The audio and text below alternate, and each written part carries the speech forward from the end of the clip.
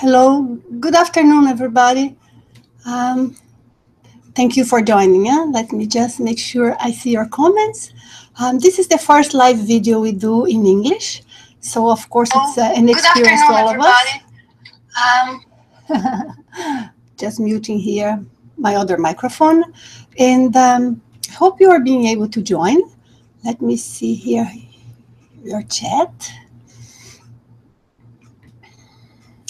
What I would like to mention to you is some of the rules actually about how we are going to work in this chat here, in this talk we are going to do. First thing is that we have a few, let's say, rules, standard condition for us that I think it's good that productive for all of us. Number one is that we try to be within the range of 60, 70 minutes, the duration of the talk.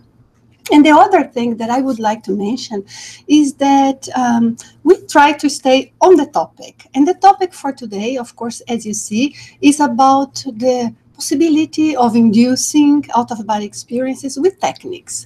Of course, we know there are techniques and that there are people who manage to induce them. However, for many of us, sometimes it's not so easy. It may take time, and some people say, I'm never going to do it because for some reason I'm always stuck. So I would like to discuss with you about the chances that one would have of leaving the body at will with techniques, and also what factors are involved, what you can do to optimize, what are the difficulties, and I want to hear from you also. For some reason, I'm not seeing here your comments. Let me see if I manage to be sure here I can see you.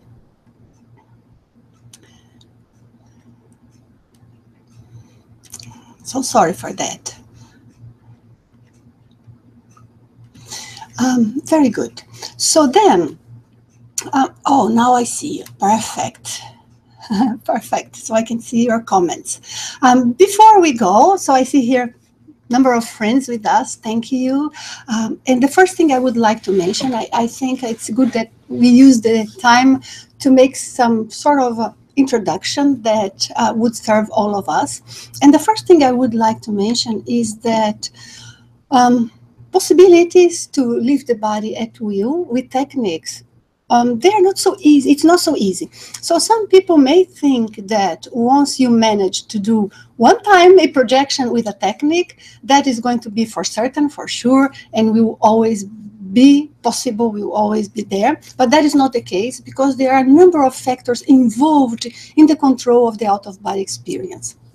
When we speak of the out-of-body experience, we have to be very sure what sort of phenomena we are talking about. One of the things is that it's quite difficult for some people to understand the differences between a dream and an out-of-body experience.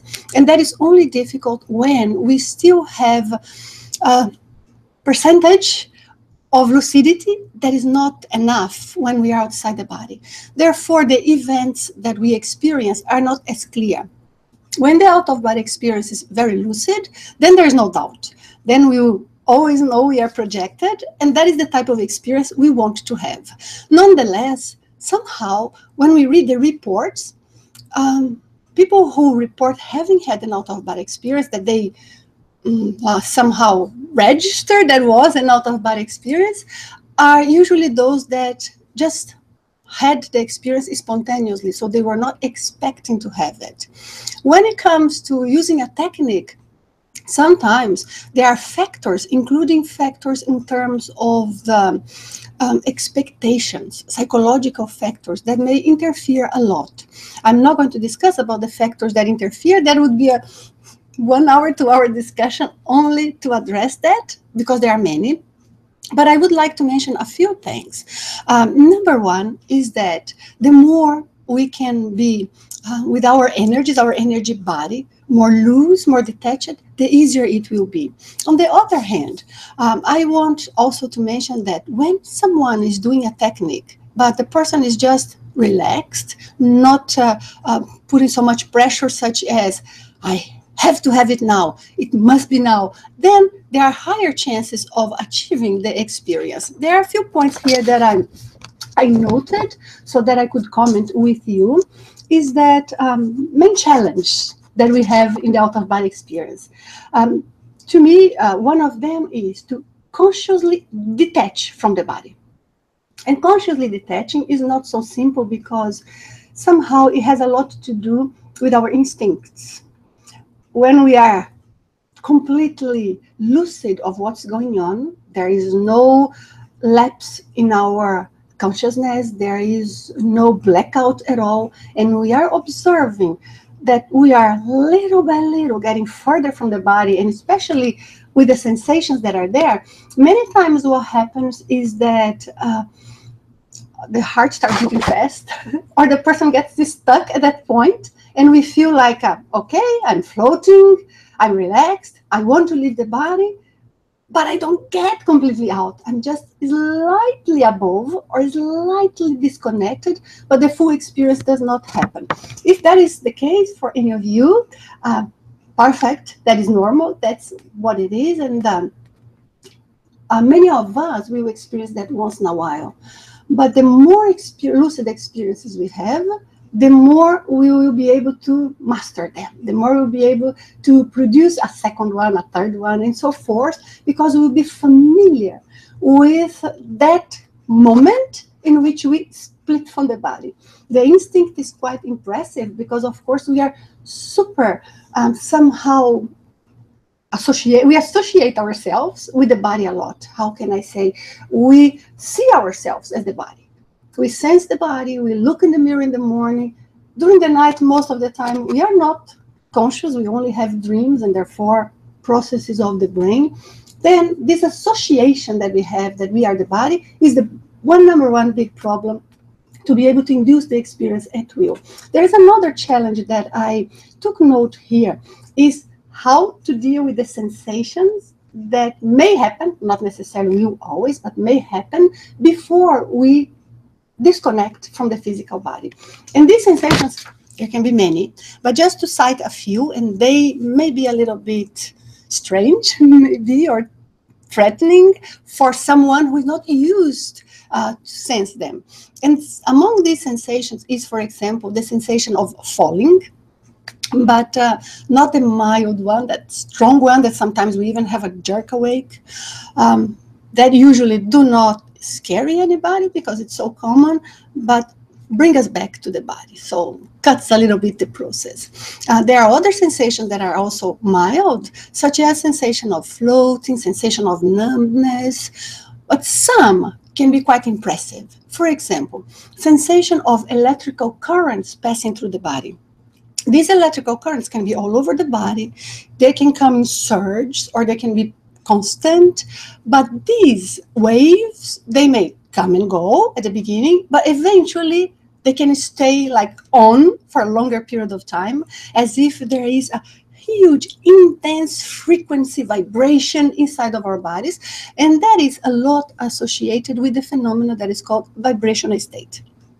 I wrote a book about the vibrational state because it's a common phenomenon. Some people will have it while they are relaxing, meditating. Many people have during the night and they do not know it's associated with the out-of-body experience. Not necessarily one will have the out-of-body experience when experiencing the vibrational state. But I think understanding the vibrational state clarifies a lot. Some people can be so afraid that they try to stop it and they think something is wrong. So that is one of the things that may be scary. The other thing that can be a little bit strange is when we are completely lucid, we feel some sensations, but all of a sudden we cannot sense the physical body at all. Not meaning we are out completely. We are still, how would I say, the reference of our mind, our lucidity, our consciousness, we still feel ourselves pretty much here in the physical body, physical brain. Nonetheless, we have no sense at all of the body, as if we had no body. Usually when this happens is because we are slightly disconnected, and that slight disconnection can be fearful to some people, may sound natural to us when we are trying to leave the body, but when you experience it, it may get somebody out of surprise. And especially when associated with that comes the what's called sleep paralysis. And as I used to say, it's not sleep, because we are not asleep at that moment, just the body super relaxed, but we are awake. We are observing everything.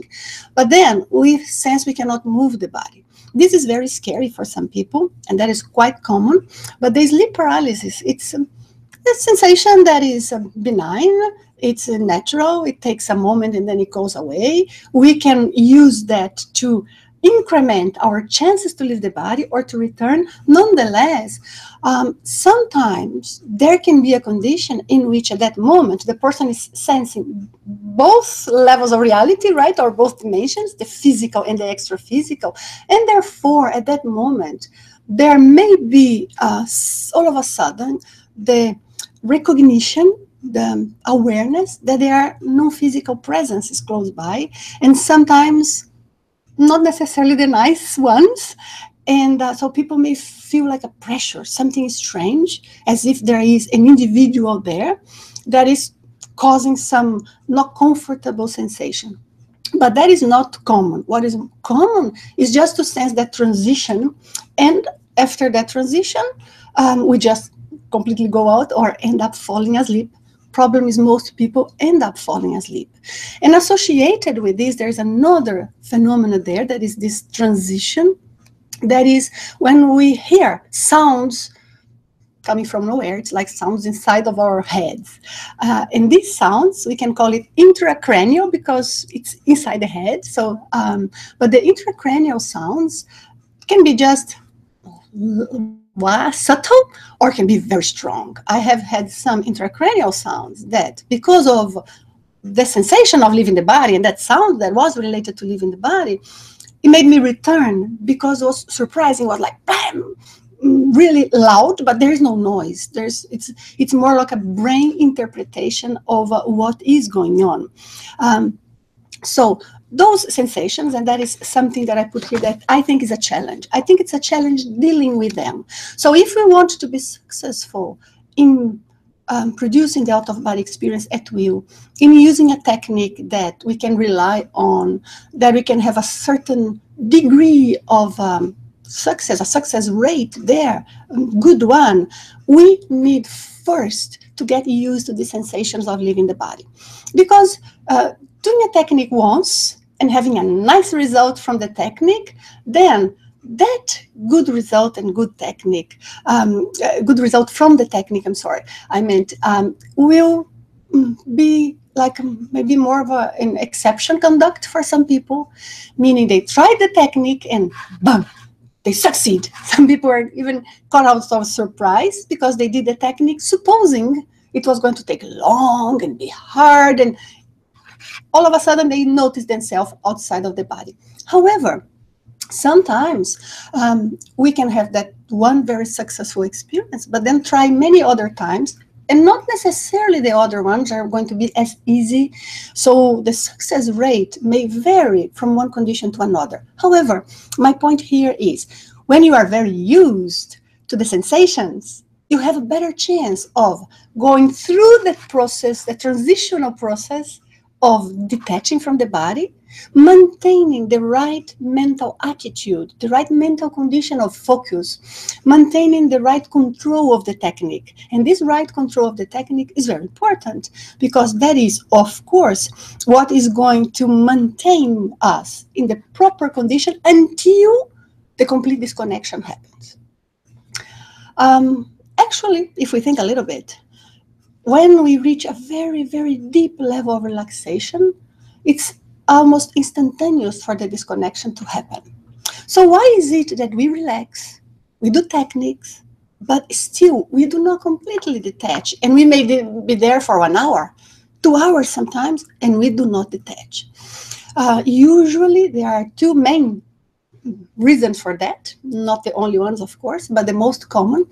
Number one is because we relax the body, but we still did not relax enough the brain. We need to remember that the brain is part, of course, of our physical body, and relaxing the brain requires that we allow our brain waves to reduce, to slow down a little. So our process of thinking, I would say, cannot be the same as in the waking state, as if we are considering, analyzing, and thinking, what is it that I'm doing? I'm having good results. Oh, not yet. Oh, this is that sensation Nancy comment, or something like that. So while we are in this type of thinking, we are still not in the proper condition. We have to be in a state in our brain that is very much a transition between a waking state, our regular condition of thinking and dealing with everyday life, and sleep state. But we are not asleep, but we allow the brain waves to go down. So our style of thinking, so we think is lower, not is lower, less lucid, just not so much of mental chattering, if you understand what I mean, not so much of talking to ourselves and examining. Allow the experience to happen. This gives us higher chances of experiencing. So that is one factor. And the second factor is exactly what I had mentioned before. That is the capacity to stay there for long enough until we completely detach. The problem is that when this phase of detaching happens, just the attention that we put in leaving the body sometimes create a certain tension and sometimes create a certain connection with the physical body, meaning we are putting so much attention in leaving the body that we are paying attention to the physical body to control the process of going out. No, this is natural, and that is the way. How else can we do it? I mean, if we are going to be lucid and do it lucidly, that is natural. My point here is not that that shouldn't be done, but my point is that one needs to be used to that. So used that even while we are still paying attention and going through that condition, we have, or we can take the time to relax and enjoy and kind of observe what's going on very lucidly, registering everything, being able to act or decide anything if needed, but not anxious to make action or to take decisions. Just go with the pace of the experience. Don't try to rush. Many people, they do a technique and they want in 15 minutes results. Look, if you do a technique and that results for you in 15, 20 minutes, half an hour, even 40 minutes, that was a very good day and a very good technique. Usually, we practice a technique for several days in a row. Best is if you practice more or less same hour. And if you can choose one technique that is good for you, I have in Portuguese a video that I did on how to choose a technique, because that is not something that we just get it, but we have to know how to choose. But if you guys want to leave a comment in this very video here, and I will try one day get together so we discuss about how to choose a technique. But when we choose a technique that we have already filtered many, or we have maybe combined techniques and created our own, once you do it, if you want to have a higher success rate, stick to that technique and practice several days in a row, sometimes several weeks, sometimes 2, 3, 4 months. But then eventually you will leave the body. Now, what is nice and interesting with that is the fact that whilst many people, they just have the out-of-body experience when they are already outside of their body, meaning they just become lucid of being outside the body. When they are already out, that may be hard later on to interpret the events we observe, and maybe harder later on to be sure that was a real experience. We end up getting confused when we wake up because the memories that we have in our physical life interferes with the memories that we have brought from our non-physical body. So imagine that the experiences in the out-of-body experience are not, the brain is not participating, so we have to transfer. I have been doing with Wagner Allegretti research on how this information is transferred so that we can increase the possibilities of remembering. But my point here is that, of course, we have much easier conditions of managing the experience and knowing we are outside the body if we have a completely conscious and lucid detaching, because then you observe everything. Maybe one day I can record a video telling one of these experiences in which you observe everything, what to do, how you handle, how does the brain interfere, little tricks that I think I can share with you. but still it's going to be very different from person to person. That's why you need to know how to handle, you need to know what sensations are common to you. Some people will feel, for example, the sensation of inflating like a balloon very often. Others never felt and won't feel, it's just not their style. Others feel very often the vibrations, while some never feel it. So they are not a set of sensations that is for sure, those are the ones that tell you you are having an out-of-body experience or you had an out-of-body experience. So this is somehow very much tailored to our specific condition. Nonetheless, there is a group of sensations that have already been registered and some that are more common. I have done a survey with 8,000 participants, and then we checked what were the most common sensations. And of course, vibrations are very common. Falling sensation is very common. But going beyond that point, that is a challenge, right? I have some questions of you that will go there right now. So, expectations that we have when practicing a technique are the biggest impediment, the biggest obstacle. Do not expect. You want very, very, very much. You focus very, very much, and you are open to it, but you are not expecting in a sense that you have that anxiety of producing it, that you are every second saying, hey, is it now? Is it now? Is it now? Because if we do that, it creates a psychological condition that is not favorable. When we study cases of spontaneous out-of-body experience, maybe some of you have already had a number of them and can compare. But for example, researchers like Robert Krukl, who examined many of these, or thousands actually, of cases of out-of-body experience, spontaneous ones. But when we read those that are very good accounts, that we know it's a real experience, you see that most of the time, the person is not expecting it, the person is just relaxed, is usually not focused on anything. It's a moment of empty mind, but conscious. So how can we be in a more silent way of thinking, but conscious? That is the trick. And there are little techniques that can help us to be able to disconnect a little bit, brain waves and pattern of thinking, with being lucid of what's going on. But I know some of you have tried techniques and know what I am talking about. Let me see here some techniques. Somebody's asking me here. Hi from Boston. Hey, Mary Clay. Many people here. Gilbert, thank you for joining. It's very early for you there, right? You are in Australia, is that right, Gilbert? So thank you. I think you are. Nick is asking about the wake initiated lucid dream. I think I've heard of it, Nick. I never tried, so I cannot really say how it works. But with everything, every technique will have some individuals that will go better with them or not. Some people, for example, they do it better in the morning, just saying something so obvious. Others do in the evening. For me, when I try to leave the body in the morning, I have much higher rate of success than when I try to do the middle of the night or in the evening or in any other moment.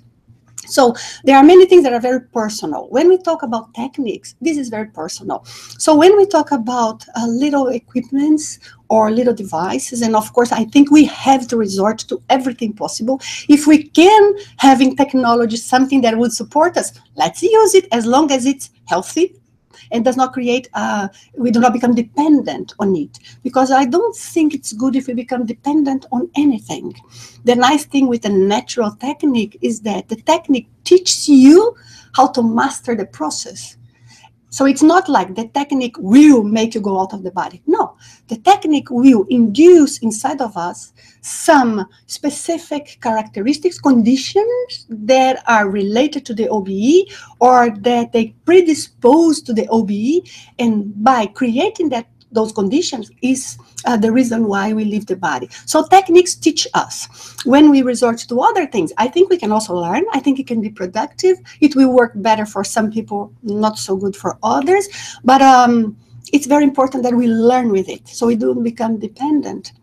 So I very much like the idea of put effort, with understanding the mechanisms, understanding how it works, but put effort in a way that we know we are learning. It doesn't matter if it takes us 1 month, 2 months, if it took 2 hours in one day. If one day you practice there for 2 hours, 2 hours and a half, and then you say, okay, I will stop. Many people, they do that. And when they say after 2 hours and a half, 3 hours of practicing, okay, I will stop. Yeah, in that moment, they leave the body. So what is that? Because in that moment, they reduce the expectation. This very aspect I'm saying that sometimes is positive, we want very much, that may generate some sort of anticipation that's not good. Also very common when someone leaves the body and manages to have success, they expect every next time they do a technique or the same technique they had result with initially, they expect to have the same sensations, same, how would I say, sequence of events. And it may be the case they never happen again in the same way.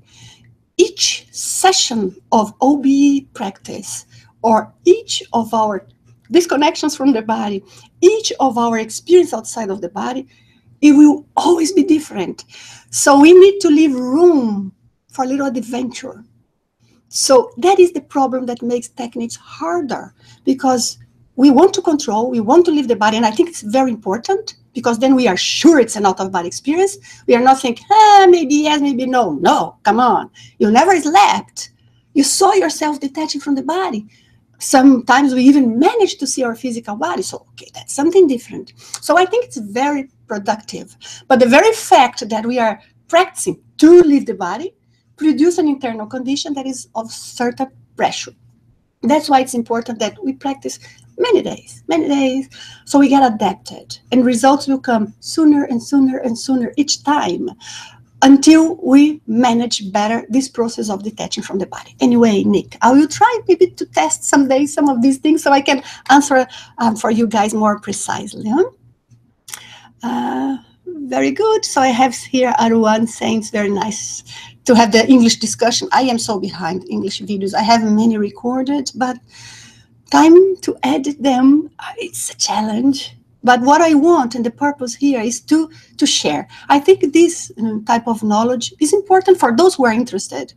But otherwise, where are we going to get serious information that you can trust, that is based on observation of facts, on evidences, based on research that have been done, even in spite of all of these complexities and the subjectivity and personal style we are talking about? I think it's so difficult to find information that has like a broader vision and it's more flexible, unbiased. So I think it's a kind of a responsibility for me to share. And I promise I'll try to do more videos in English. So that's why I thought maybe we have a chat like we are having now. That would help. There I have someone here. That is actually maybe Brazilian, right? Little monster. Hopefully a very nice monster. We are going to have another talk in Portuguese in 1 hour and a half. So maybe you want to join. But it's very common what you say, that at the moment that you start detaching, the brain somehow, or the mind somehow gets confused with the image. And when it's very lucid, comes back quickly. So that is exactly why we are having this discussion. And I'm sure maybe it will be very nice if one day we can schedule to discuss about how to choose techniques. I can do a video about that, but when I am interacting with you, I will know better what sort of information is lacking, and we can discuss more. But it's very complex. Wagner and I, we teach one training, of course, that we call VIP training. And the reason we call VIP training is because it's only one student and two instructors. Wagner Allegretti, I'm talking about, my husband. We worked together for 2 decades and a half. And but it's two of us, we one student, and the students stay with us in our house at the IAC campus. And we dedicate 24 hours, because it's all the talks, and even if you have any other experience, and even if during the night you can leave the body and pull the person out or something. We do everything we can to help the person leave the body. So we learn a lot with that experience. And even there, we see how important it is that all these elements are there. And when we are observing the reactions of people in the VIP training, because we follow very closely what is the points that are somehow making it harder for them to control the lucid, conscious disconnection from the body, we notice that the number one thing for most people is to know how to relax the body in a way that we are not associating ourselves with the body. Sounds simple, but it's a lot of training to get that. And then finally, how to master the sensations and the energies. And third one, once you are out, how do you maintain your lucidity, your awareness? So this we have been trying to help people in many different ways, but sometimes you may have, or it's the case of someone who has, for example, energy blocks in the energy body.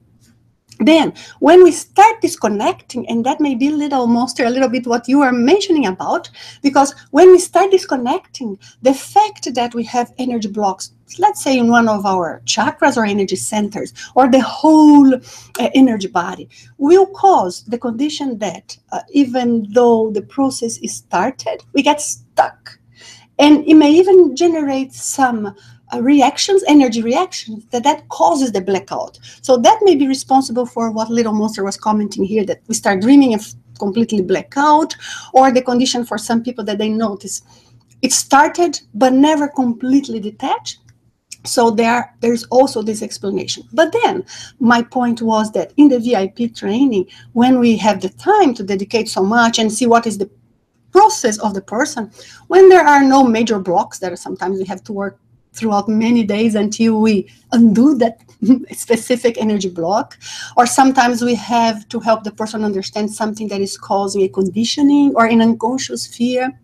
We'll be working with that. But in a regular condition, I would say, if I think of everyone we have worked with, maybe we have an average of result of around 70, maybe 65, 70% of the students leave the body during the course. Huh? I'm not talking later, because when you teach someone to leave the body, one thing is what you do at the moment, and the other thing is what you learned and applied, and how much that favored you to have results later. So during the course, 65, 70% of results leave in the body. Afterwards, some people may contact us and say, but some just don't tell us, hey, I had the experience. So we cannot account for that after. But even when we teach other courses that will induce or teach techniques to induce out-of-body experience and would be practiced there, when you practice a course, it's a little bit tricky, because you have someone beside you that it's a different energy, or the person is snoring, or you are not in a comfortable bed. Your bed is more comfortable. It's supposed to be, unless the energetic environment in your bedroom is not good, and then you have to fix that. But usually it's going to be more favorable. That is how it's supposed to be. So when we practice a technique in a training environment, I'm not talking about the VIP training, because there, on the contrary, we do everything to create there the best ever environment one could find. And that's why it's 2 of us, it's a whole research campus dedicated to the person. But when you are doing, for example, in a class with several other students, that we do teach that, the way we have to see the techniques is, hey, this is for me more a technique to learn what aspects I have to master, and to learn what is involved in leaving the body, so that I manage, I can control, I can deal with those things in any moment when it's happening, or maybe at any time when I am somehow practicing a technique. That's better. That's a better way of facing that. Because if we face these trainings as, I either leave the body or don't, number one, we waste the opportunity of learning what there is to be learned while we are doing the technique. And number two, it will be frustrating. Because of I said, the whole environment is different. It's very hard to be so comfortable. So if I think in a situation, for example, of like a consciousness development program of the IAC, or some of the specific courses that Wagner and I teach to train people in living the body. So it's dedicated only to that, 3-4 days in a row. But it's a group of people. It's no longer like the VIP that is one. But in these cases, with groups of people, I would say the rate of result is about 20%, which I think is high, because the point, again, is, of course, to leave the body. But the most important thing is to learn to master the technique. When it's the CDP, maybe 20%. When it's this more specialized course, maybe 30% of people, 35 would have OBEs. So why am I saying that and give you some statistics that it's not so precise, but it's pretty much close to what it is? The reason why I'm giving you the statistics so that you know and you see that there is a rate of success. Even if everything is good, if you are doing the technique good, there are other factors that may be interfering. And among these other factors, there can be even what sort of non-physical people, non-physical presence could be close by. Because we may have energies and non-physical presences that help, or that just create more block to us. We can have someone there positive, trying to help, but if we do not know how to handle that communication or connection with the non-physical consciousness, we may just fail, because it's like one is trying to help us in a certain way, and we are trying to do an action to leave the body in a completely different way. So all of this requires time and training. So again, my point is, perfectly possible to leave the body with techniques. Does not mean easy.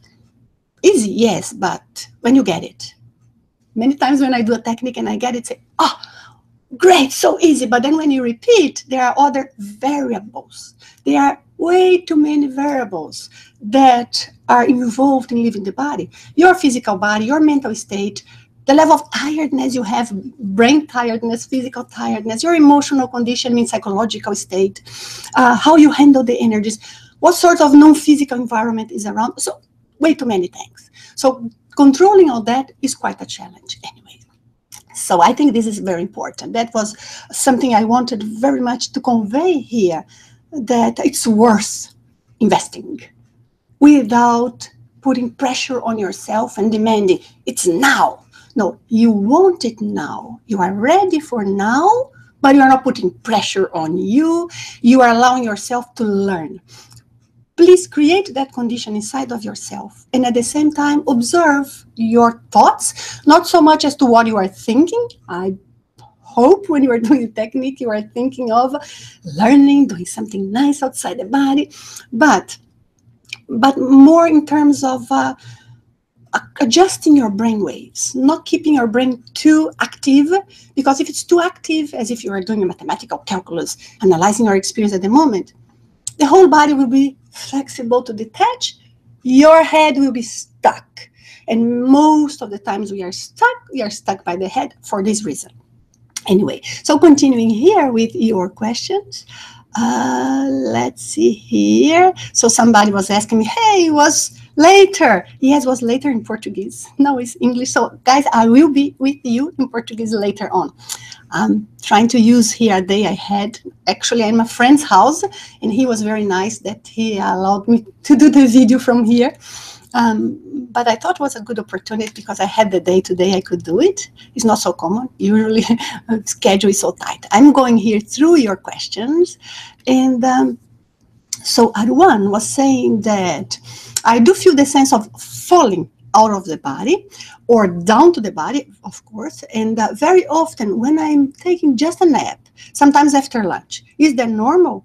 I mean, without long sleep. Yes, that is normal, because when we recognize that at one, it's exactly in that condition that you just relax very fast and this process starts. If you think, for example, when we are kids, this happens much more. I'm doing a research on kids and their experiences and what are the differences and what are real experiences and what are just fantasies. But what I see is that because of the body being so usually active throughout the whole day, and we just say, okay, I'm going to go to bed, and we allow the relaxation to come very fast.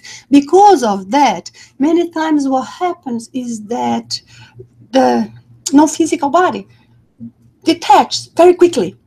And that is so sudden that produces surprise. So then the change in the perception of gravity, because one thing is gravity here in the physical body, completely different thing is when we are out. So that change in perception of the gravity generates a condition in which we are here sensing a certain weight, and all of a sudden we don't. So our brain registers that as a fall. That's why it's so common. So it's very possible and very common what you are describing. Maybe what you could consider, everyone, when you take this nap, is if you just go and say, you know what, I want to be conscious of everything that happens throughout this little moment I'm here. I'm going to allow my body to sleep, but I want to observe what's going on while I sleep, because that will predispose more the condition in which when the takeoff starts, you will be able to observe what's going on. Even if you were a little bit more relaxed, the very sensation of detaching will call your attention and you will become lucid at that point. But now then be prepared, because once you observe it, that may be surprising even in a nice way. And that just breaks the process. So be prepared. So if I notice, I'll be cool. And I'll give it time, and I'll see what's going on, and allow the process go ahead and do what is possible to do without interfering. I think that is one of the points, what to do without interfering. Anyway, very nice. So here, other questions that I have. So Sam, hi Sam, nice to see you here. Thank you for joining. One would very much appreciate a clip on how to choose a projection technique. Great. I'll try and do that, because there are many different factors. And I think that may be one of the trickiest things and one of the points that can make big difference. Of course, when we are following a student, following a person in the process, we'll help the person adjust. Because when you fail in a technique, let me mention something, guys. Failing in a technique is as good as succeeding. Because when we fail, you observe what aspect made me fail. I slept. I lost concentration. I got impatient. I got stuck. I couldn't manage the sensations. I never moved on from the first stage. By knowing what you experience and by knowing what you don't, you will choose a technique that adjusts those points. So we'll create the ideal condition to make good use of what is already for us a predisposition, but at the same time trying to reduce the importance of other aspects that are not so good to us. So that is very critical. Some of us, for example, just to mention something that is related with doing techniques, and so very much related to the topic today, is that sometimes when we are detaching, we notice, oh, I'm not breathing. Of course, we don't breathe when we are outside the body. So you are here, not even thinking of the breathing, but all of a sudden, because of the change in the condition and changing in the fact that the non-physical body behaves and acts completely different, we don't need to breathe, we kind of remember of the breathing, while before was never a point. And when we remember of the breathing, so that messes with everything in many different ways, because of course brings attention to our physical body, we end up returning, or makes us get stuck because we keep paying attention on something that is actually a factor that will hold us closer to the physical dimension instead of the other way around, and sometimes even generates discomfort, and the person will return. Why am I saying of the breathing? Just to give an example. If that is the case for someone, can happen to any of us once in a while. But if for somebody that is too often, is the main factor, so the person has to choose a technique that will, work around the breathing problem until, of course, there is enough experience for this not to happen again. So definitely, Sam, I'm going to make note to talk about that as soon as possible. So let me see here your other questions. When I try to exit my body, I end up falling asleep. That's very common. Dev Synth was asking it. Dev, I'm going to give you a tip. That is, work more with energy before doing the technique. And I'm assuming you are trying to exit your body because you are doing a technique. Sometimes we say that the best way to leave the body is by trying. Some people want to leave the body, but they don't do the techniques. They don't do often enough. They don't do for long enough. But then I'm assuming you do the technique and you end up falling asleep. Then, best tip I have for you is that you work more with energy before starting the technique to leave the body.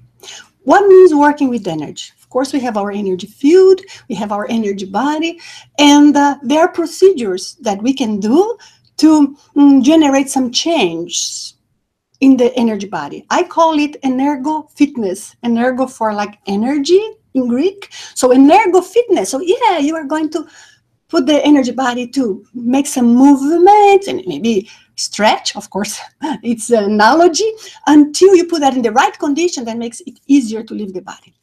Now, doing energy work before leaving the body is not something new, but my point here, excuse me, but my point here is not so much do the energy, but make sure you do the energy for as long as you need, the energy work as long as you need, and do not sleep throughout the energy work. What happens is that some people, they just go and relax and go straight to the technique. Then, because the energy body is still a little bit rigid, until the process will start strong enough for us to witness a lot of things going on, we are tired. Our brain is used to a very critical condition that is brain waves go down, means I'm going to fall asleep. I'm going to lose control of my thoughts. That's what we do every night. Okay, just let go. So there is a habit. So you imagine, if the energies are rigid, that process may take long. And when it takes long, the body is in need of the sleep and is used to a certain process. And the energies do not favor our lucidity to maintain for longer. Then we end up falling asleep. Some people, they will do the proper energy work to improve their condition for them to leave the body. Nonetheless, they allow themselves to doze off during the energy techniques that they are doing. And also, if you guys want, one day I can talk about what sort of energy procedure is good.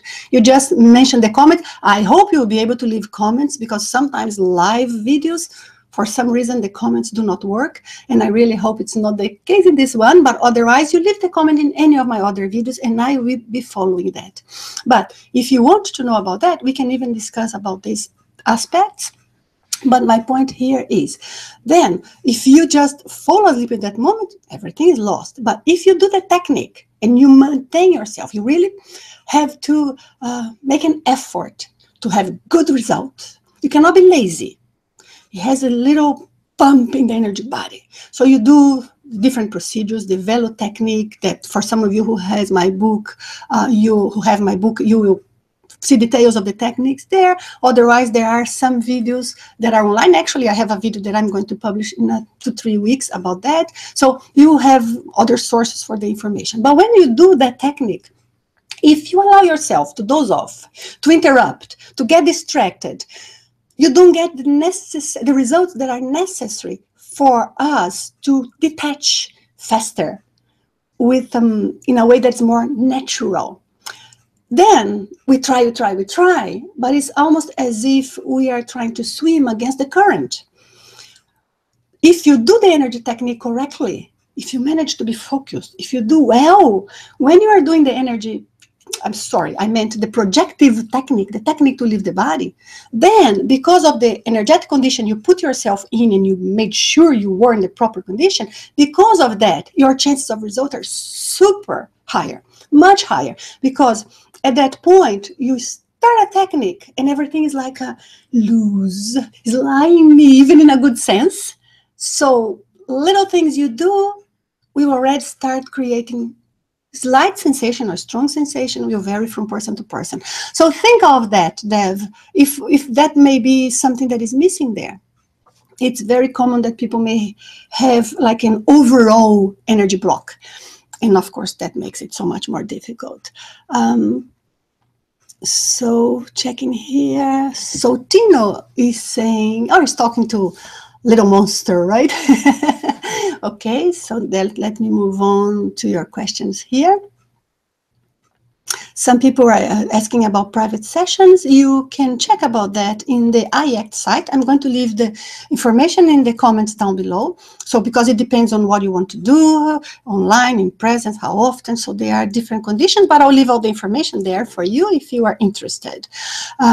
Also, Nick, can you meet other people who are outside of the body when you are outside of the body? Yes, that is not difficult. What nonetheless is difficult is to plan the meeting. Why is it? Because when it happens spontaneously means for some reason we were thinking of each other or something, and the encounter happens spontaneously because of that somehow synchronicity or symphony we had between our thoughts and our intentions and our energies. So that is one thing, not so rare. Of course, most of the times people see someone they know in an experience. Most of the times is a dream, but most of the time doesn't mean, oh, I have had cases in which I had projections in which I met other people that they were confirmed because the other person also remembered, not that I said, but I just asked, did you have an experience? And then the person described exactly the same. So I see, oh, I really saw this person. Or sometimes I talk to someone and then later on we can confirm. So I think the confirmation is very important, but it's possible. Nonetheless, planning, trying to reach someone at will, that is not so easy because you can imagine 1 minute difference in our watch here for when you are projecting can represent outside the body much longer time because time there flows in a different way. So therefore, we may never encounter each other. Or you may plan to meet at a certain place and then you are slightly subtler, your non-physical body. So you may be in a dimension that is slightly subtler or in a dimension that is slightly denser. So it is possible. What I'm saying, it is planning, doing it in a planned way. It's harder than when it happens spontaneously. But it is possible. Of course, we need to make sure when it happens, it was a real experience. Otherwise, I think better to, how would I say, conclude an experience may not be an OBE if you're in doubt, instead of saying, yeah, I have loads of experiences, but they are not real OBEs. On the other hand, I hear people telling me, you know, I had a very different dream. And the dream was such and such. When the person describes, they say, but that is not a dream. You were conscious, you saw things that happened, you confirmed later. So you are here telling me how much in control you were. So that is not typical of a dream. Nonetheless, the person thinks, or somehow has the attitude of saying, it's safer to say it's a dream, so I don't compromise myself saying, yes, I know for sure it's an OBE. This does not favor the OBE. Our brain somehow tries to compartmentalize the experiences. So it's very important. We don't say it's an OBE what is not, but we don't say it's not an OBE when we know it was and we just want to express it in a way that's more loose, because we do not favor in this way the recollection. You guys will remember that I mentioned in the beginning of our talk here that I'm doing research on how the information is transferred from the parabrain to the brain. And one of the things is the brain needs to have certain set of information to help us interpret, to help us understand the idea that comes. Of course, people who have absolutely zero information can have OBEs and can remember, but that is because the OBE was super remarkable, something that was striking, and they woke up immediately after. So there are certain characteristics that favor that. But you imagine if we have a certain percentage of people who remember their spontaneous OBEs in this condition and they never heard of OBE before, there are maybe, I don't know, just an educated guess, maybe they experience 10 times more OBEs that they never remembered. So information helps a lot, not for us to try to fantasize, not for us to fill gaps, but for us to prepare our brain to unbiasedly analyze whatever is transferred to the brain without causing interference. Sometimes the recollection comes okay, but at the time of thinking about it, we allow some preconceived ideas we had or some experiences we had in our everyday life to interfere. So you meet someone, and speaking about meeting someone outside the body, you meet someone that looks in a certain way. When you remember your experience, automatically you connect the face, the image of whoever is that one you saw outside the body, with someone you know here in the physical life, simply because that someone you know in the physical life is so strongly imprinted in your brain, and that causes an interference. But of course, you could have met that person also outside the body. So how do you distinguish? So here I'm saying it's not easy, but I think it's best that we observe all of that, and it's an adventure, and we are learning. And there are so many cases that the experience is very clear and wonderful. In other cases, we may have some doubts, but worth investing. Leaving the body with techniques, possible. Try it. Get the best technique for you. I think we have time for one more question, so I'm going to try to see here. So somebody from Recife, oh, thanks for joining, Lidson. Very nice that you are here.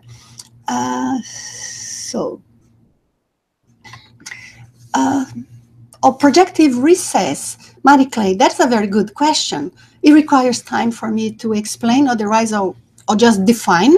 But for those of you who are not used to the expression projective recess meaning something that reduced, you lost control, you no longer experience.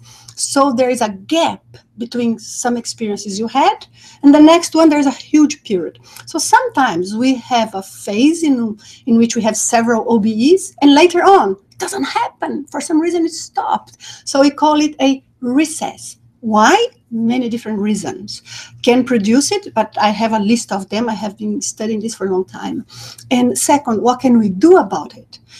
When I say what can we do, I don't mean to say I have the answer to every case and it's a miracle thing you can do, but depending on the condition of each person, we can try, based on what probably produced the recess, we can try to see what strategy we use to, again, start having the lucid experiences. Experience outside the body we probably have. The problem is, why am I not or no longer being able to observe the disconnection? And why am I no longer remembering my experience, even if it's in the morning when I wake up? And that's what we call projective recess. So there are two different types of recess. One in which we really don't experience anything lucidly outside the body, and one in which we do not observe or manage to be witnessing the process of the detachment and don't remember. So I need to discuss with you longer to be able to properly answer that. But I will make a note of it, Marie Clay. So either I do a video or we do one of these live chats and I can answer that to you. Yeah, Gandhi's mentioned, Sam Gandhi is mentioning something here. That is true. You need to know a blend of techniques. So when you do the consciousness development course, which by the way, I designed with Wagner, the course. So I think the course brings very valuable elements there. So for those of you who can take it, it's super worthwhile. And those of you who are, for example, in UK, as Sam is, you can contact the IAC there. It's London IAC, London at iacworld.org. But of course, there are offices in other places of the world. So yeah, we practice many techniques there. And that's exactly, Sam, why I was saying that practicing those techniques helps a lot, because you learn a blend of things. And when we are there, the instructor helps you on, or we would help you if we are there, how to interpret what is easy or not easy to you. So that is very, very good. I think that helps. But, get a book. Try. But try with no expectation. All of you, I mean. If you manage to do a course and learn many techniques, good. If you don't, practice relaxing, observing. And many techniques exist. They will be good for some people, not good for others. But when you use a technique, you need to understand a little bit about the mechanism of the non-physical dimension and this connection of energy, the energy body, as I said, so that we choose techniques that are normal techniques. They may produce very good results to us or not so good, but just because they worked better for one for another. But not using a technique that actually could be worse, prejudicial, detrimental to our control, to our energy, or to the type of non-physical presences around, meaning instead of cleansing, just evoking, calling things that would make it worse.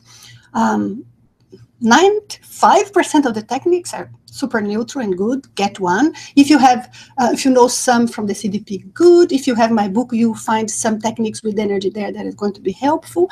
But analyze, judge what sort of technique you are using and what sort of result you are having and what you expect. We have to be very down to earth in terms of these things, because the whole point is to increase self-mastery, self-control. It's not to have one experience, right? Oh, it would be nice to have one experience, very lucid. Maybe you go, you fly up high, you see new things. Of course, possible and nice. But we want more than that, because we want to learn from this experience. Tasting life beyond the physical body broadens a lot our horizons in terms of our thinking, our mind. So I think that is what's most valuable. And that's why I dedicate to helping and teaching all of that. Anyway, thank you, Gilbert, mentioning about my book. Thank you so much. It's a big read, but if you stick to the parts that are more the manual and how to do, I hope it's simple enough. Of course, a little bit of terminology. I'll try to go lower on the terminology next time. Very good, guys. A little monster here is talking about remembering past lives through experience. Yeah, possible. We will maybe talk about this in one other experience. Possible, but not common. Possible, but not so often. So very important that we know how to distinguish. Because with these things, as I said before, if we fantasize, it's worse. So let's be very pragmatic and very rational in a way, rational but open-minded. So we experience things, but they are real experiences, and they really provide information that is good. Some of you may be interested in some of my recent research. You'll find in my channel the presentation that I gave in the second International Congress or Conference on Consciousness just a few months ago. So I'm studying about children, and I hope maybe in 1 year and a half or so to have a book published to assist parents, maybe teachers, to help kids that may experience OBs. So that's it. Maybe one day we can talk about that too. Thank you so much, guys. I hope all is okay. I see here Bruno commenting about the velo technique, right? And the vibrational state. Yeah, that helps a lot. If you guys can practice, it's great. Actually, it's a technique to leave the body, because if you do that well and long enough, your energy body gets so loose, so flexible, that the OBE may just happen due to that. So in itself, it is a technique. Hope we managed to bring here some useful information to you. And next time, I promise I'll try to advertise more in advance so that you can plan to be here with us. This time was really short notice, but it was so nice to see all of you. Thank you, Nick, Little Monster, Gilbert, everyone, Bruno, and all of you that were here with us. It was super nice. Thank you very much. See you next time. And by the way, maybe see you outside the body, and have wonderful projections. Bye-bye, guys. Ciao.